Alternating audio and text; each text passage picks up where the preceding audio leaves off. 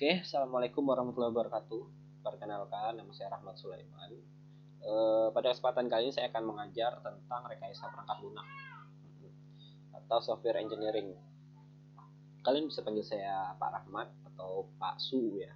Pak Su itu panggilan dari ospek tahun kemarin. Banyak anak-anak manggil saya Pak Su, Pak Su. Ya, it's okay lah. Mana enaknya. Oke. Sebelumnya saya mohon maaf, apa itu namanya? Karena musimnya pancaroba ya. Jadi saya terkendala batuk pilek. Alhamdulillah nggak corona ya. Bernapas pun sulit rasanya kan, harus lewat mulut sebagian. Oke. Nah, pada kesempatan kali ini rekayasa perangkat lunak akan diampu oleh saya dengan sudut pandang saya dan ilmu pengetahuan yang saya tahu ya. Dari beberapa referensi yang saya pelajari, saya akan menyampaikannya kepada kalian. Kalau sebelumnya rekayasa perangkat lunak ini diampu oleh Pak Yurindra. Jadi RPS sama materinya ini dari beliau semua. Jadi saya cuma ngambil materi dan RPS beliau dan saya jelaskan dari pengetahuan dan sudut pandang saya. Oke, aturan mainnya masih sama ya. 10% absen, 20% tugas, 30% TS, 40% UAS. Jadi totalnya 100%. Tapi yang harus kalian ingat adalah jika absensi kalian kurang dari 12 pertemuan, itu otomatis dari sistemnya udah nggak bisa lagi nilai kalian keluar. Yang artinya kalian harus ikut SPI atau mengulang mata kuliah tersebut. Itu memang udah apa ya, udah hukum ya, pokoknya udah aturan paling ketat, paling atas itu. Kalau absennya nggak sampai 12 sudah, itu nilainya bakal keluar. Kalau tugas 20%, kalau kalian mau ngumpul tugas ada nilainya, kalau tidak mau ngumpul tugas ya enggak apa-apa, itu pilihan ya. Kuliah itu pilihan, udah gede semua. Kalau mau lulus ya kerjakan, kalau tidak mau lulus ya sudah, terserah kalian. Saya tidak pernah membatasi ini itu apa. Nah, untuk absennya silahkan isi di Google Classroom ya. Nanti tiap pertemuan nanti saya akan sediakan thread-nya. Jadi misalkan kayak gini ya, kita pertemuan RPL ini dari jam 8 pagi sampai jam 10 pagi gitu kan. Ternyata kalian absennya jam 11. Itu tidak saya hitung ya. Mohon maaf. Ya bukan apa, karena memang sekarang kan semuanya sudah daring ya. Belajar bisa dimanapun, apa segala macam. Jadi kemungkinan kalian untuk tidak ngisi absen itu kecil sekali. Dimana kan sekarang apa sih sosial media mampu kalian buka, masa cuma sekelas-kelas rumah aja nggak bisa kan. Oke, nah sebenarnya kalau kita belajar, kalau kita apa sih mengenal sesuatu itu kita harus tahu ini tujuannya buat apa sih. Misalkan kayak ada sepeda itu kan tujuannya buat apa, buat mengantarkan kita ke suatu tempat dengan kecepatan tertentu kan. Nah bedanya sepeda sama motor apa, kalau sepeda masih kita pakai secara manual semua, kalau motor udah ada yang agak otomatis dengan kecepatan yang berbeda, kurang lebih seperti itu. Jadi software ini makanya kan ada yang zaman dulu, ada yang zaman sekarang apa segala macam. Bahkan apa sih namanya, belajarnya pun sudah ada namanya software engineering gitu kan. Nah, tujuannya adalah menyamakan persepsi dan pemahaman. Ya, kurang lebih bisa seperti itu. Terus ada memahami konsep, proses, metode, dan alat bantu dalam rekayasa perangkat lunak. Gitu. Nah, materinya adalah konsep rekayasa perangkat lunak. Rekayasa perangkat lunak. Kita merekayasa software. Nah, misalkan kayak gini. Oh, software perbankan mau kita pakai di apa sih namanya di toko, bisa nggak? Bisa, dengan kebutuhan yang berbeda gitu kan, dengan apa sih batasan-batasan yang berbeda bisa.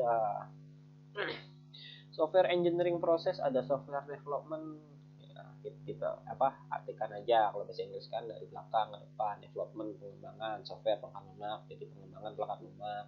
Software documentation artinya dokumentasi software. Software project management, manajemen project perangkat lunak gitu kan. Bagian satu itu ada konsep rekayasa perangkat lunak. Apa yang disebut dengan perangkat lunak? Kalau di sini, kalau kita baca secara harfiah ya, instruksi program komputer yang bila dieksekusi dapat menjalankan fungsi tertentu. Struktur data yang dapat membuat program memanipulasi informasi. 3. Dokumen yang menjelaskan operasi dan penggunaan program.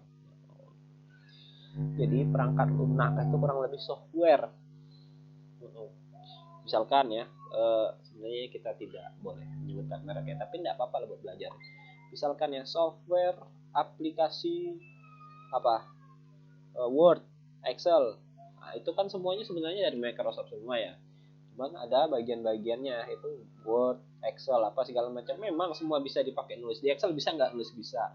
Cuman kan lebih difungsikan untuk dapat menjalankan fungsi tertentu. Makanya di sini nomor satu itu adalah instruksi program komputer untuk menjalankan fungsi tertentu. Karena memang fungsi dari tiap-tiap software yang ada itu berbeda. Kalau kayak gini aja, software apa ini saya pakai ini buat rekam ini, Bandicam. Ini kan berbeda gitu kan dengan software VLC. Kalau ini juga sama-sama memproses video kan ya. Tapi kalau ini buat merekam layar dan apa sih namanya, video saya gitu kan. Nah, kalau VLC kan buat mengolah video, memutarkannya kembali. Sebenarnya kan sama-sama software video, cuman kan penggunaannya berbeda kalau itu.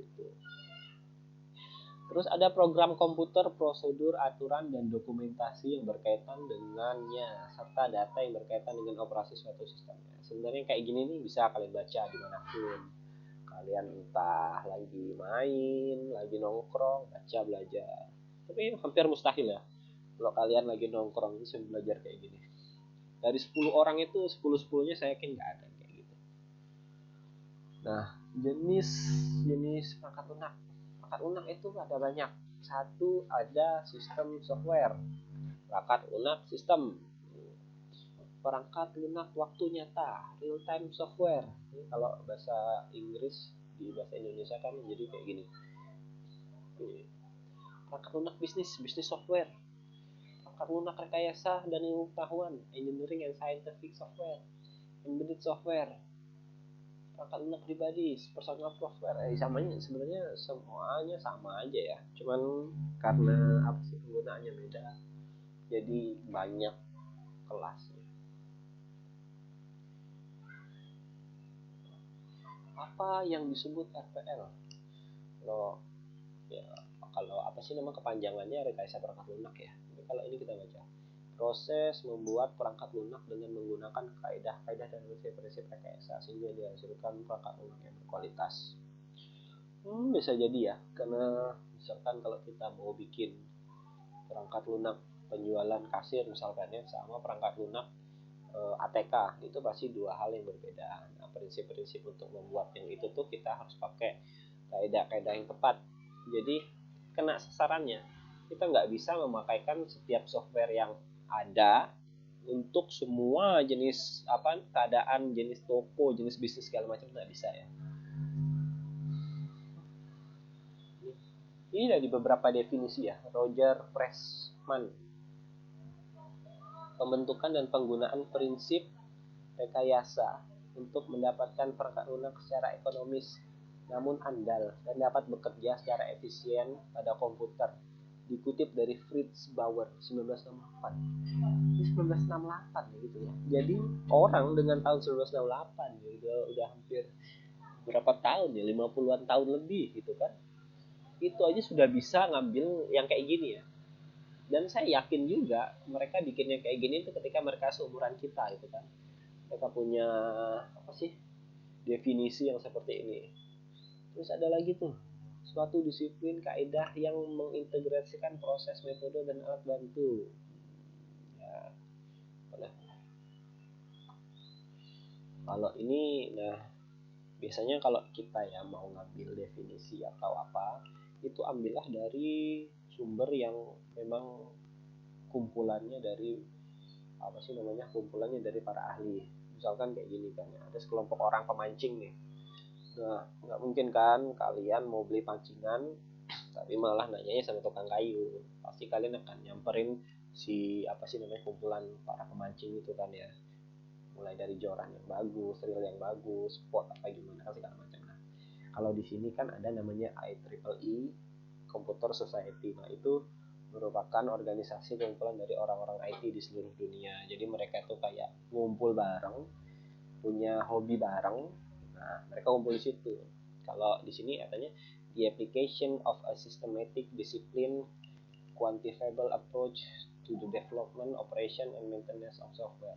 That is the application of engineering to software. Nah, kalau apa sih, kalau diartikan ya aplikasi yang secara sistematis apa sih tertata dan dapat dihitung dengan pendekatan yang bisa dikembangkan, dioperasikan dan dirawat.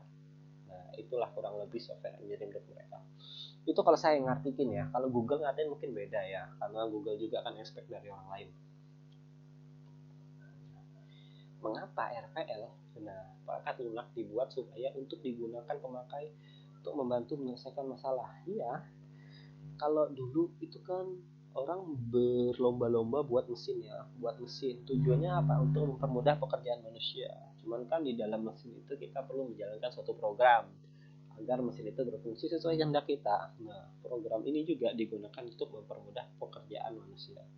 Jadi mesin dan program itu bisa dikatakan saling berkaitan ya untuk saat ini ya. Walaupun ada mesin yang nggak pakai program. Nah, kurang lebih perkuliahan kita seperti itu. Jadi tiap minggunya tiap pertemuan itu nanti saya akan kasih kalian video yang seperti ini. Durasinya kurang lebih 15 menit lah.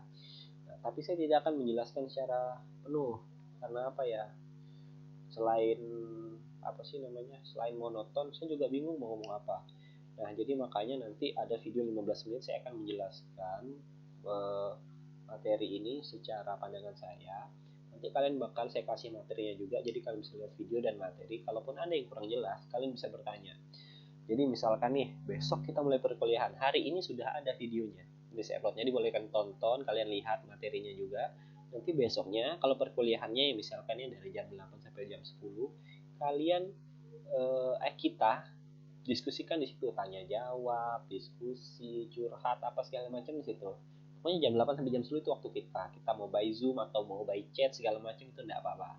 Nah, kurang lebih seperti itu. Jadi biar ada apa ya? Biar kalian itu self prepare gitu. Jadi sebelum perkuliahannya dimulai kita udah tahu oh minggu depan ini materi kayak ini. Jadi kalian itu udah membaca beberapa referensi. Jadi ketika yang ada nggak tahu itu boleh kalian tanyakan kepada saya. Nah, saya akan jawab semampunya.